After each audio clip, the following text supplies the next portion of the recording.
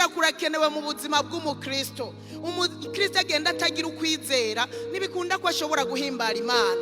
Udahimbaye Imana mbega woza kuyisaba ikingwi guhe. Umwana adahimbaye umuvyeyi yamubabaje yamushavuje yogenda kumusaba ikingwa muhe, amubwira ati mbisi niwisubirako uzogaruka hama nzoguha. Iyo tudafise ukwizera nituba turabahimbaye Imana, ari ico tuyisavye ntiduha kuko nituba tuyihimbaye.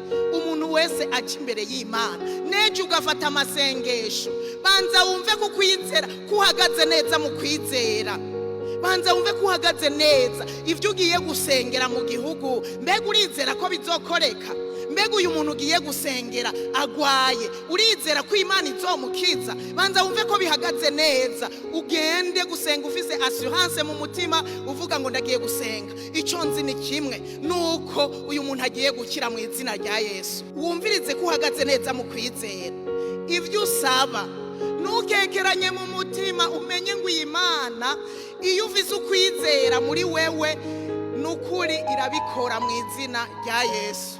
Rero kwizera gutuma twishurwa amasengesho. Kenshi nicyo gituma hari igihe abantu basenga ntibishurwe, nukubera baje imbere y'Imana atakwizera. Umuntu akisonzesha imisi 3 agafata indwi yose atarya atanywa, ntagira ukwizera na gukeya. Banza wisuzume neza, wumve kuhagaze neza mu kwizera, hanyuma ufate amasengesho. Nagira ndakubwire ngo uzobibona biriko birakoreka kimwe ku kindi.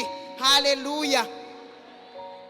Ukwizera kurakiza ingwara. Muri Matayo igice 9 umurongo wa 27 gushika ku 30, habaye impumyi zibiri ziza kuri Yesu, zirasemerera ziti tugirira imbabazi mwana wa Dawidi. Yazibajije ikibazo kimwe kivuga ngo murizeye? Nabo baca baravuga ego me turizeye. Hanyuma aca zikora ku maso, ako kanya nyene zica zirahumuka, acavuga ngo genda bibabere nkuko mwizeye. Baca barahumuka ako kanya nyene, baca barigira. Haleluya. Yesu yarakeneye kumenya none ko baje bangana, ko baje bampamagara, barizeye ko nshobora kubakiza. Barasemerera bati nivyo turizeye, twarinze dutera intambuko kuko tuvyizeye. Amakuru yawe nubwo tutabona twarayumvise, none turizeye. Abakora ku maso aravuga ngo genda bibabere nkuko mwizeye. Baca barahumuka. Iyo batababizeye ntibari guhumuka. Yesu kandi yavuze ngo bibabere nkuko mwizeye, abona ibwina mu mutima. Yari yabonye yuko imitima yabo yuzuye ukwizera.